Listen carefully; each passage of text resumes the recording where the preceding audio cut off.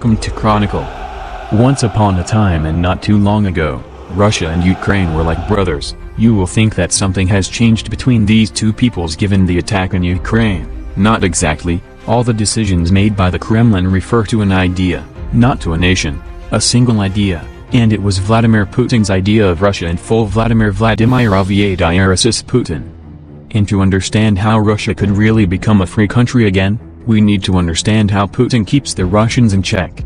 Many Russians think they live in a free country. After all, even in North Korea there are people convinced that that is freedom. But perception aside, Russia is officially a country that has suffered mutilations on information. And on March 14, 2024 all this could change, but to get there I have to start from August 1999, where the director of the FSB, named Vladimir Putin, was appointed prime minister.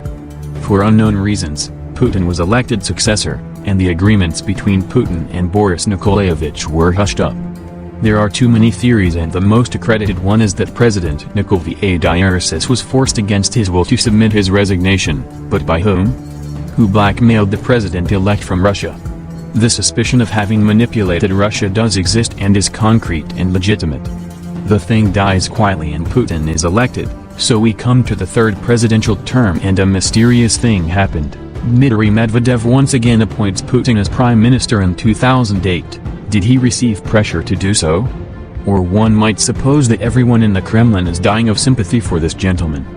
There are many qualified men, but it just so happens that Putin wins again. To help us understand why Putin always wins, it is absolutely necessary to focus the research of this man's life, between what happened between 1975 and 1991. In this period, Vladimir Vladimirovich Putin worked for the KGB, with total access to top-secret information, authorization to levels of investigation and reclamation that would have provided this man with secrets, information. We certainly cannot prove that these secrets were then used to blackmail Nikolaevich and Dmitry, but one thing is certain, from the KGB onwards anyone who was faced with Putin's mandate was invited to step aside, and done it with extreme ease. What does Putin know to force the whole Kremlin team to be good as if they were trained dogs? Perhaps, we will never know. Putin was elected, but he was not the only candidate. It is estimated that 60% of Russia had not elected Putin, but unofficial data cannot come out considering that Putin controls not only the Kremlin but also news agencies. And still something strange happens. Putin is running again, and strangely enough he also wins the elections in 2012. The official figures are 64% of the votes. According to the polls, Russia was tired of this president with extremely radical and often oppressive management ideas, so we ask ourselves a legitimate question, that 64% is real? And we were approaching the 2018 elections, a more unique than rare opportunity to remove Putin's mandate and let Russia breathe, but for the umpteenth time Putin wins again. And he does it with a mandate that will last 6 years. How the heck does he do it? Maybe even the Russians don't know it. You have to keep in mind that in Russia there is no real political opposition. There are 450 seats. Not everyone agrees with Putin's ideas, and when this disagreement reaches the official avenues of information, strange things happen.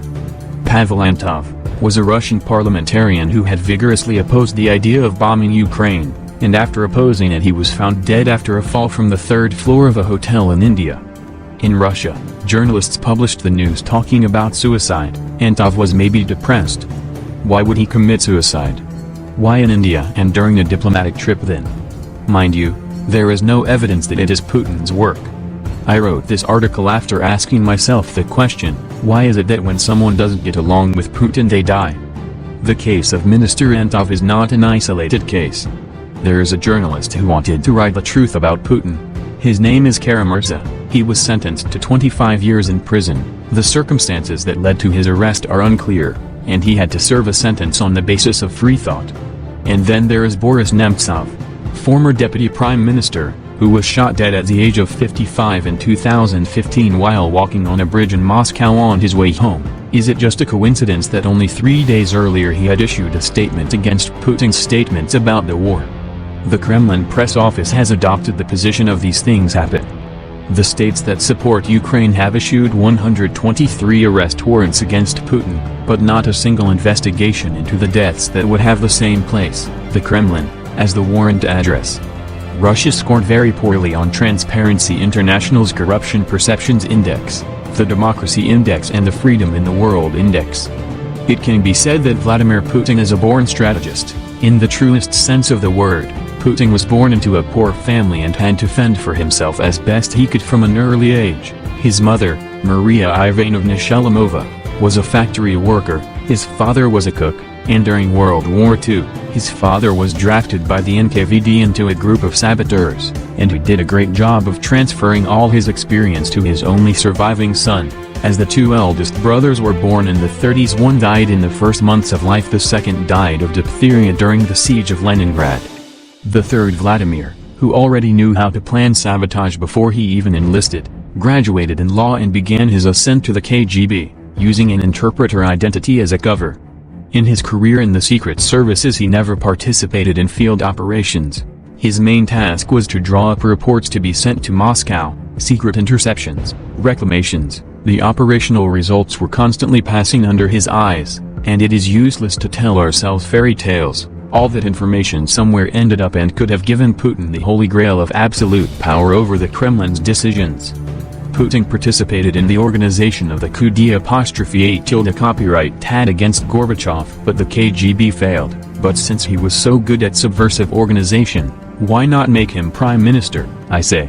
Irony aside, in June 1991 Putin was appointed chairman of the Leningrad Committee on International Relations, tasked with promoting foreign relations and attracting foreign investment. In other words, the communication bridges were run by those trained in manipulation, and that was a golden opportunity for the zealous Vladimir Putin.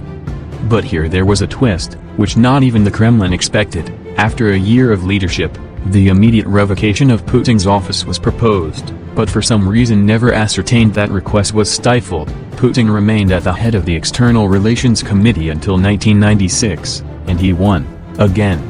The expression "to have Putin's key" means to have the power to obtain something under blackmail. When in the narrative of Putin's life I use the expression Putin's key, I refer to this. Putin went from being relieved of his duties to becoming director of the FSB. Did he use Putin's key here as well? It would seem that Russians, at least a substantial 70%, do not support this president's decisions. In the rise of Vladimir Putin, the list of successes never finds a hitch, and the list is long. Whatever Putin asks for, he gets. Chief Delegate of the Department for the Management of Presidential Property, Chairman of the Commission for the Preparation of Agreements on the Limitation of Power to the Regions. If the Vatican had been under Russia it would have been able to obtain the papacy without any problems. The only thing our editorial staff would like to know from the Kremlin is, how is this possible? Became a permanent member of the Security Council of the Russian Federation. Then he became interim president, and his first order was to visit Russian troops in Chechnya.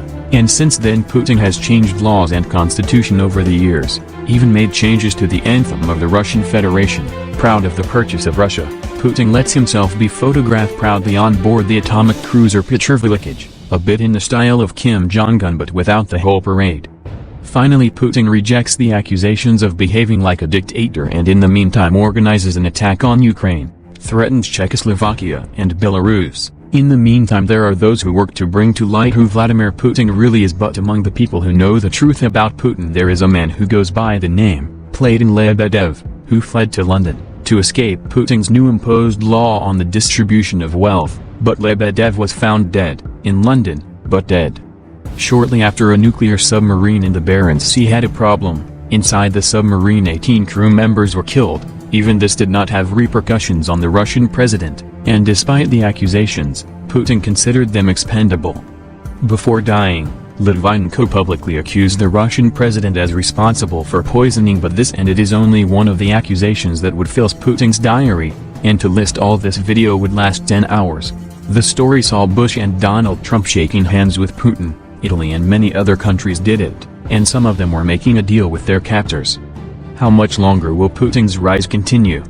And it is on this question that we come to March 14, 2024, where elections will be held again in Russia, and not even by any stretch of the imagination can I believe that Russians will vote for the man who gave the order to attack their brothers and sisters in Ukraine. If Putin were to win again and for the umpteenth time it would be clear that Putin's key is still working, but if Russia opens its eyes and starts talking about a new settlement, Maybe it could be even worse than before, or maybe it could become a free country.